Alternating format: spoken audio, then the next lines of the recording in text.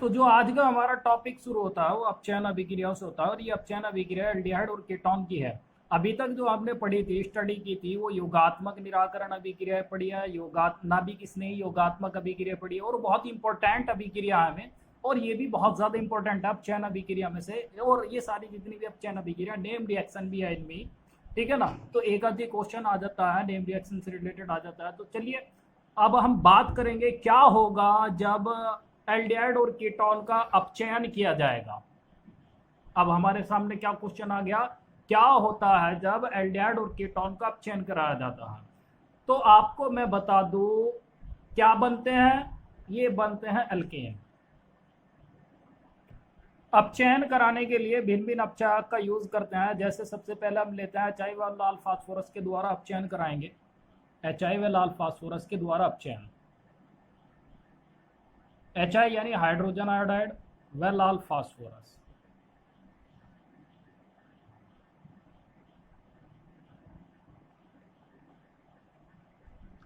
HI व लाल phosphorus के द्वारा अपचयन कराने पर एल्केन बनेंगे। तो कार्बोनिल यौगिक हो गए, कार्बोनिल यौगिकों में कार्बोनिल समूह होता है। अब इनका अपचयन करा रहे हैं HI व लाल फास्फोरस के द्वारा। HI लिख दिया हमने यहाँ पर, ठीक है। लाल फास्फोरस की इसमें प्रेजेंटेशन होती है, मतलब लाल फास्फोरस की उपस्थिति में अपचयन होता है। और ये जो अपचयन होता है ना, वो लगभग 150 डिग्री सेल्सियस टेम्परेचर पर होता है। आप सभी जानते हैं अपचयन की अभिक्रिया में हाइड्रोजन का योग होता है और ऑक्सीजन अलग होती है। अब यहाँ पर इसमें ऑक्सीजन है, ये तो ऑक्सीजन अलग हो जाएगी और हाइड्रोजन का योग हो जाएगा यहाँ पर। तो हाइड्रोजन हम यहाँ पर जोड़ देंगे, 2 हाइड्रोजन जुड़ेगी क्योंकि द्विसंयोजी परमाणु ऑक्सीजन यहाँ से, तो 2 संयोजकता पूरी करेंगे तो 2 हाइड्रोजन जोड़ने पड़ेंगे। CH2 हो गया। फिर प्लस में देखिए आगे क्या आ जाएगा, प्लस में आ जाएगा ये ऑक्सीजन है, 2 हाइड्रोजन के साथ मिलकर H2O के रूप में बाहर निकल जाएगी। इस तरह से हाइड्रोजन की कितना आ गई है, 4 हाइड्रोजन के आ गए ना, तो 4 की मल्टीप्लाई कर देंगे। तो अब यहाँ पर क्या आ गया, आई आ गया यानी आयोडीन आ गया। तो अब क्या लिखेंगे यहाँ पर, इसमें I2 रह गया आगे, इसमें I2 को लिख सकता है 2I2 यहां लिख देते हैं। चलिए तो हम कहेंगे एल्डिहाइड व कीटोन का HI व लाल फास्फोरस के द्वारा अपचयन कराने पर क्या बनता है, एल्केन बनते हैं। अब देखिए अब हम यहाँ पर यूज करते हैं इसमें फॉर्मेल्डिहाइड। फॉर्मेल्डिहाइड के लिए इस कार्बोनिल समूह के कार्बन परमाणु की दोनों संयोजकताओं को हाइड्रोजन के द्वारा संतुष्ट कराना होगा। ये फॉर्मेल्डिहाइड हो गया। HI व लाल फास्फोरस के द्वारा हम इसका अपचयन करा रहे हैं। HI हमने यहाँ ले लिया और यहाँ पर लिख दिया हमने लाल फास्फोरस यानी लाल P। 150 डिग्री सेल्सियस टेम्परेचर पर यह अपचयन होता है। तो देखिए क्या बनेगा इसमें। अब ये 2 हाइड्रोजन, मैंने अभी बताया है कि अपचयन की अभिक्रिया में हाइड्रोजन का योग होता है और ऑक्सीजन अलग होती है। अब ये ऑक्सीजन तो अलग हो जाएगी और यहाँ 2 हाइड्रोजन जुड़ जाएंगे यानी CH2 हो गया। फिर प्लस में 2 हाइड्रोजन और रह गए इस ऑक्सीजन के साथ, वो H2O के रूप में बाहर निकल जाएगा। क्या रह गया आगे, इसमें आगे रह गया आयोडीन के 4 रह गए, तो हम उसे लिखेंगे 2I2। एक बात आपको ध्यान में रखनी है, जहां भी HI व लाल फास्फोरस के द्वारा अपचयन होता है तो वहां I2 जरूर निकल जाती है, सिर्फ हाइड्रोजन का ही उसमें योग होता है। तो ये कौन सा बना है, यहाँ हाइड्रोजन लेते ना हमने आसी, तो ये H लेंगे और यहाँ पर H लेंगे। तो इसका नाम क्या हो गया, एक कार्बन परमाणु वाले एल्केन का नाम क्या होता है, मेथेन। तो ये क्या बन गया है, मेथेन बन गया है, ठीक है ना। जिसे हम क्या लिख सकते हैं, CH4 भी लिख सकते हैं। अब इसी तरह से यहाँ पर हम CH3 ले सकते हैं। यहाँ हमने लिया CH3, single bond C, single bond H, double bond O। तो ये बन गया एसिटाल्डिहाइड। एसिटाल्डिहाइड का अब हम अपचयन करा रहे हैं HI व लाल फास्फोरस के द्वारा। तो यहाँ HI ले लिया, लाल फास्फोरस के द्वारा अपचयन हो रहा है। 150 डिग्री सेल्सियस टेम्परेचर पर है ये। वही बात आ गई, ये ऑक्सीजन अलग हो जाएगी और यहाँ 2 हाइड्रोजन जुड़ जाएंगे आकर, तो ये बन जाएगा CH3 सिंगल बॉन्ड CH2 और सिंगल बॉन्ड H है ये। फिर प्लस में देखिए क्या बाहर निकल जाएगा, अब 2 हाइड्रोजन और रह गए इस ऑक्सीजन के साथ, H2O के रूप में बाहर निकल गया। और फिर प्लस में 4 आयोडीन के रह गए I के, तो 2I2 अलग आ गया इसमें, ठीक है ना। तो ये हो गया अपचयन की क्रिया जो मैंने आपको बताई है। अब यहाँ पर इसका नाम बताइए क्या होगा, इसका नाम होगा एथेन, क्योंकि 2 कार्बन हो गए, एक तो हो गया और एक हो गया। 2 कार्बन परमाणु वाले एल्केन का नाम क्या होता है, एथेन होता है ना। तो ये एथेन बन गया। इसी तरह से हम यूज कर सकते हैं, यहाँ पर CH3 यूज कर सकते हैं, मतलब यहाँ CH3 लेंगे तो यहाँ पर भी क्या देगा CH3, मतलब एसीटोन लिया हमने, एसीटोन का HI व लाल फास्फोरस के द्वारा अपचयन कराया, तो अब क्या बन जाएगा बताइए, इसमें 3 कार्बन परमाणु वाले एल्केन का नाम बन जाएगा, इसका नाम होगा प्रोपेन, तो फिर प्रोपेन बनेगा। तो आपको ध्यान में रखना है, अगर फॉर्मेल्डिहाइड लेंगे तो मीथेन बनेगा, और एसिटाल्डिहाइड लेंगे एथेन बनेगा, और एसीटोन लेंगे तो क्या बनता है, प्रोपेन बनता है। तो इस तरह से HI व लाल फास्फोरस के द्वारा हम अपचयन करा सकते हैं। इसी तरह से हम इसमें बेंजल्डिहाइड ले सकते हैं, बेंजल्डिहाइड का अपचयन कराने पर टॉलुइन बनेगी, क्या बनती है, टॉलुइन बनेगी। अब नेक्स्ट अभिक्रिया आगे जो भी अपचयन की अभिक्रिया और वो भी इंपॉर्टेंट अभिक्रिया, उस अभिक्रिया में भी एल्केन ही बनते हैं। जितनी भी यहाँ पर मैं अपचयन की अभिक्रिया बताऊंगा उन सभी में एल्केन बनेंगे, क्योंकि अपचयन की क्रिया में क्या होता है ना, ऑक्सीजन अलग हो जाती है और हाइड्रोजन जुड़ जाती है। अब इसमें ऑक्सीजन परमाणु कार्बोनिल समूह में यहीं पर है तो ये ऑक्सीजन अलग हो जाएगी और यहाँ पर हाइड्रोजन जुड़नी है, एक बात आपको ये ध्यान में रखनी है, तो बड़ी सिंपल अभिक्रिया हो जाएगी। चलिए नेक्स्ट अभिक्रिया की बात करते हैं। तो नेक्स्ट अभिक्रिया है क्लेमेंसन अपचयन अभिक्रिया। क्लेमेंसन अपचयन अभिक्रिया मतलब एल्डिहाइड और कीटोनों का अपचयन कराया जाएगा क्लेमेंसन अपचयन अभिक्रिया में, और बहुत इंपॉर्टेंट अभिक्रिया है क्योंकि नेम रिएक्शन भी है, इस तरह से पूछ लिया जाता है, बोर्ड में क्वेश्चन पूछ ले क्लेमेंसन अपचयन अभिक्रिया क्या है, उदाहरण से एक समझाइए, तो इस तरह से क्वेश्चन आ जाता है, या क्या होता है जब में भी क्वेश्चन पूछा जा सकता है। तो देखिए क्लेमेंसन अपचयन अभिक्रिया में क्या होगा, क्लेमेंसन अपचयन अभिक्रिया में अपचयन करा जाएगा जिंक अमलगम व सांद्र HCl के द्वारा। तो जिंक अमलगम सांद्र HCl के द्वारा जब एल्डिहाइड व कीटोनों का अपचयन करा जाता है तो कार्बोनिल समूह के ऑक्सीजन परमाणु का विस्थापन हो जाता है हाइड्रोजन परमाणु के द्वारा। तो देखिए किस तरह से होगा, अब ये कार्बोनिल समूह हो गया, डबल बॉन्ड O आ गया ना, यहाँ पर ये कार्बोनिल समूह हो गया। अब इसका अपचयन करा रहे हैं, अपचयन की अभिक्रिया में आप जानते हो कि हाइड्रोजन से अभिक्रिया होगी, तो ये हाइड्रोजन ले लिया हमने, किसके द्वारा करा रहे हैं, जिंक अमलगम यानी ZnHg और सांद्र HCl के द्वारा अपचयन हो रहा है, यहां तक लिखेंगे सांद्र HCl। तो ये जो ऑक्सीजन परमाणु है इसका विस्थापन हो जाएगा, ये डिस्प्लेस हो जाएगा ये हाइड्रोजन परमाणु के द्वारा, तो यहाँ पर आकर जुड़ जाएंगे हाइड्रोजन परमाणु, 2 हाइड्रोजन जुड़ गए तो इन्हें कहेंगे हम एल्केन, क्या कहेंगे, एल्केन कहेंगे। फिर प्लस में 2 हाइड्रोजन इस ऑक्सीजन के साथ संयुक्त होकर यानी H2O के रूप में ये बाहर निकल जाएगा, क्लियर हो गया ना। अब यहाँ पर हम यूज करते हैं कार्बोनिल यौगिकों में फॉर्मेल्डिहाइड का, तो यहाँ फॉर्मेल्डिहाइड ले लिया, H single bond C single bond H double bond O, तो ये फॉर्मेल्डिहाइड हो गया। फॉर्मेल्डिहाइड का अपचयन कराएंगे, अपचयन कराने में हाइड्रोजन का योग होगा तो इसलिए हाइड्रोजन से अभिक्रिया होगी, जिंक अमलगम में सांद्र HCl के द्वारा अपचयन हो रहा है, ZnHg और सांद्र HCl। तो देखिए 2 हाइड्रोजन इस ऑक्सीजन को डिस्प्लेस कर देंगे तो ये बन जाएगा H single bond C single bond H, यहाँ पर जुड़ गया 2 हाइड्रोजन, 4 ले लेंगे, 2 हाइड्रोजन रह गए, 2 हाइड्रोजन इस ऑक्सीजन के साथ संयुक्त होकर यानी H2O के अणु बाहर निकल जाएंगे, यानी जल का अणु बाहर निकल गया। इसी तरह से हम यहाँ पर यूज कर सकते हैं एसिटाल्डिहाइड का, एसिटाल्डिहाइड हो गया CH3 single bond C single bond H double bond O plus, अपचयन करा रहे हैं यानी हाइड्रोजन का योग हो गया, जिंक अमलगम व सांद्र HCl के द्वारा यानी ZnHg सांद्र HCl, यहाँ पर हम लिख देते हैं। तो देखिए ये जो ऑक्सीजन हो गया, अपचयन की अभिक्रिया में ऑक्सीजन अलग होती है और हाइड्रोजन का योग होता है, तो ये हाइड्रोजन यहाँ पर जुड़ जाएगा, 2 हाइड्रोजन जुड़ जाएंगे, यहाँ पर ये ऑक्सीजन अलग हो जाएगी, तो हो गया CH3 single bond C single bond H, 2 hydrogen यहाँ पर जुड़ गए, फिर प्लस में 2 हाइड्रोजन और रह गए इस ऑक्सीजन के साथ संयुक्त होकर ये H2O के रूप में बाहर निकल गया। इसी तरह से हम यहाँ पर एसीटोन का यूज करेंगे। अच्छा पहला आप ये बताइए इसका नाम क्या होगा, एथेन, क्योंकि 2 कार्बन परमाणु के 2 कार्बन परमाणु वाले एल्केन का नाम एथेन होता है। अब ये कार्बन परमाणु वाले एल्केन का नाम मेथेन होता है, तो मेथेन बना, फॉर्मेल्डिहाइड का यूज करेंगे मेथेन बनेगा, जो जैसा कि मैंने पहले भी बताया था। यदि हम एसिटाल्डिहाइड का यूज करेंगे तो फिर क्या बनता है, इसमें एथेन बनता है। अगर हम एसीटोन का यूज करते हैं, एसीटोन के लिए कार्बोनिल समूह के दोनों कार्बन परमाणु की संयोजकता को CH3 से जोड़ना होता है, तो एसीटोन बन जाएगा। जैसे CH3 single bond CO CH3 हो गया, इसका अपचयन कराएंगे तो यहाँ पर फिर CH3 आ जाएगा, तो ये 3 कार्बन परमाणु वाला एल्केन हो जाएगा, और 3 कार्बन परमाणु वाले एल्केन का नाम क्या हो जाएगा, प्रोपेन होगा। ठीक है ना।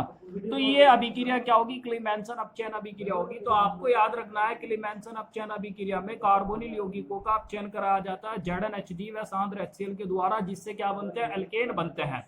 और यहाँ पर मैंने ये डिफरेंट डिफरेंट एग्जाम्पल आपको दे दिया है, तो इस तरह से अपचयन हो सकता है। चलिए एक और अभिक्रिया ले लेते हैं। यहाँ पर हम कहते हैं, यहां पर हमने C6H5 यूज कर दिया, मतलब बेंजल्डिहाइड ले लिया। जब बेंजल्डिहाइड लेंगे तो यहां पर भी क्या आ जाएगा, C6H5 आ जाएगा, ठीक है ना। जब ये C6H5 CH3 बन जाएगा, इसे कहेंगे हम टॉलोइन। तो बेंजल्डिहाइड का यूज करके क्या बनेगा, इसमें टॉलोइन बनता है।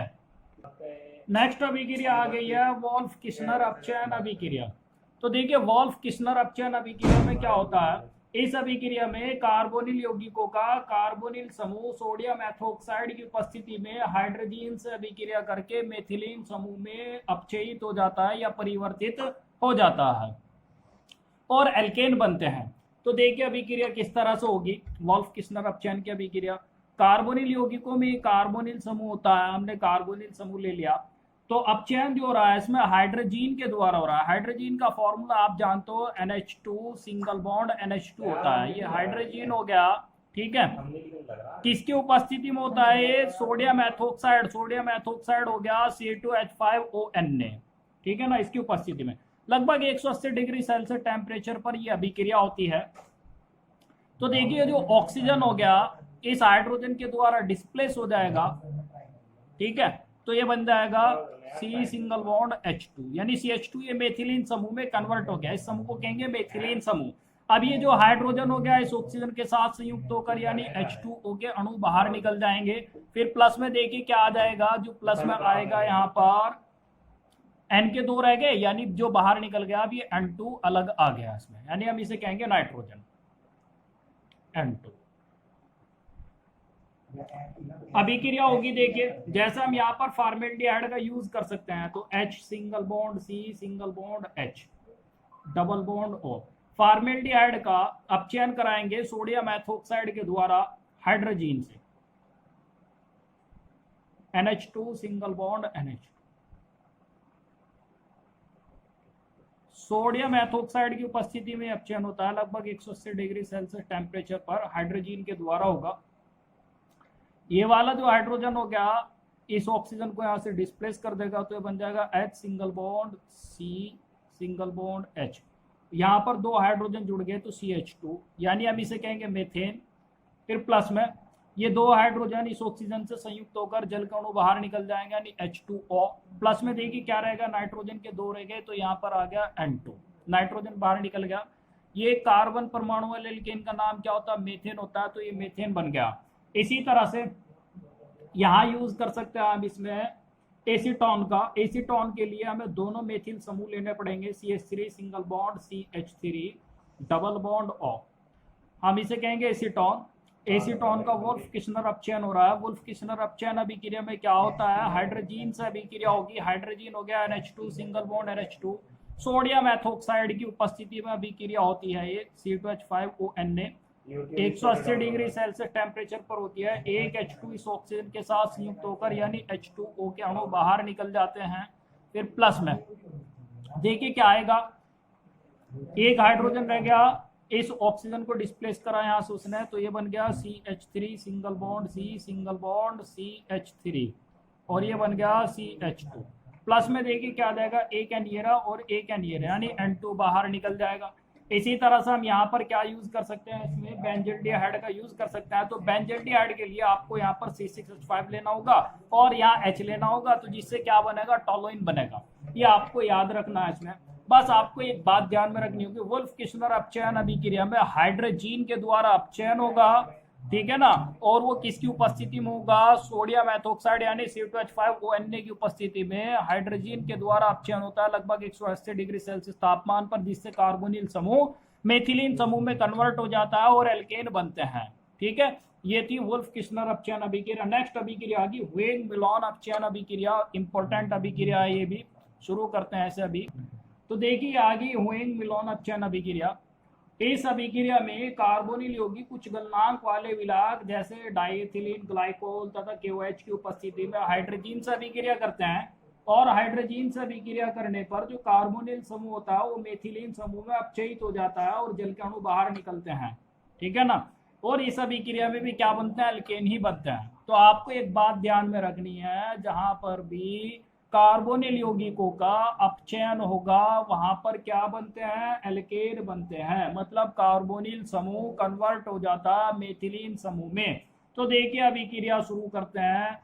कार्बोनिल यौगिकों में ये कार्बोनिल समूह हो गया, क्योंकि कार्बोनिल समूह के कारण ही अभिक्रिया है सारी। हाइड्रोजन से अभिक्रिया होगी, हाइड्रोजन का फॉर्मूला हो गया NH2 single bond NH2।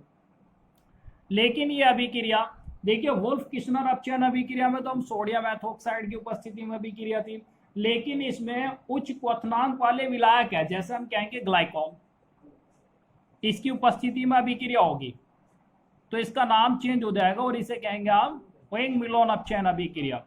Glycol की उपस्थिति में अभिक्रिया होती है, ग्लाइकोल के OH की उपस्थिति में लगभग 180 डिग्री सेल्सियस टेम्परेचर पर होती है इसी तरह से अभिक्रिया, ठीक है ना। अब ये देखिए ये हाइड्रोजन हो गया, इस ऑक्सीजन को हटाकर इसे कन्वर्ट कर देगा CH2 समूह में, यानी हम इसे कहेंगे मेथिलीन समूह। प्लस में ये हाइड्रोजन इस ऑक्सीजन के साथ H2O के रूप में बाहर निकल जाएगा, यानी जल के अणु बाहर निकल गए। फिर प्लस में नाइट्रोजन के 2 रह गए, यानी N2 अलग आ गया। अभिक्रिया बिल्कुल इसी तरह से जैसे कि मैंने वोल्फ किश्नर अपचयन अभिक्रिया बताई थी, बस इसमें सोडियम एथोक्साइड यानी C2H5ONA के स्थान पर ग्लाइकोल का यूज होगा इसमें, यानी क्योंकि उच्च क्वथनांक वाले विलायक होते हैं इसमें। तो अभिक्रिया में देखिए यहाँ पर हम फॉर्मेल्डिहाइड का यूज कर सकते हैं, तो H single bond C single bond H, ये फॉर्मेल्डिहाइड हो गया। फॉर्मेल्डिहाइड का अपचयन कराएंगे हम हाइड्रोजन के द्वारा NH2 single bond NH2, glycol की उपस्थिति में कराएंगे। जब ग्लाइकोल की उपस्थिति में कराएंगे तो हम इसे कहेंगे होइंग मिलोन अपचयन।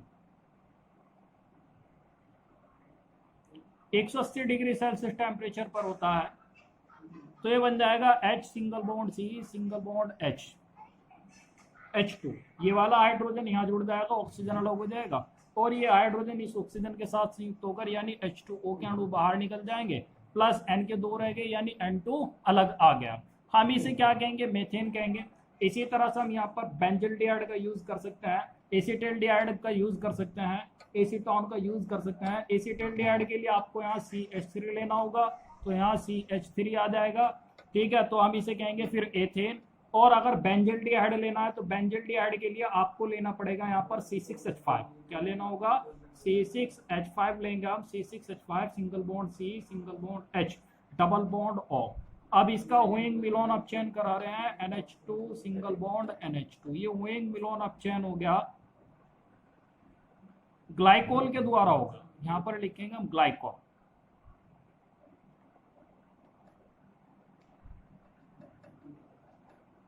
एक 180 डिग्री सेल्सियस टेम्परेचर पर यह अपचयन अभिक्रिया होती है। ये हाइड्रोजन इस ऑक्सीजन को हटा देंगे यहाँ से, तो ये बन जाएगा C6H5 single bond CH2। Methylene समूह में कन्वर्ट कर दिया इसने से, सिंगल बॉन्ड H हो गया। फिर प्लस में देखिए क्या आ जाएगा, ये H2 इस ऑक्सीजन के साथ H2O के रूप में बाहर निकल जाएगा। प्लस में नाइट्रोजन के 2 रह गए यानी ये N2 अलग आ जाएगा। हम इसे कहेंगे टोलुइन। क्या कहेंगे, हम इसे टोलुइन कहेंगे, क्योंकि हम इसे इस तरह से भी लिख सकते हैं C6H5, ये CH3 बन सकता है ना भाई, CH2 सिंगल बॉन्ड H है ना, तो इसे क्या लिख सकते हैं CH3। और आप ये जानते हो कि C6H5 को हम बेंजीन रिंग के रूप में लिख सकते हैं, तो बेंजीन रिंग बना देंगे अब इसकी इस तरह से, और ऊपर क्या जोड़ देंगे, CH3 जोड़ देंगे, तो ये क्या बन गया, टोलुइन बन गया।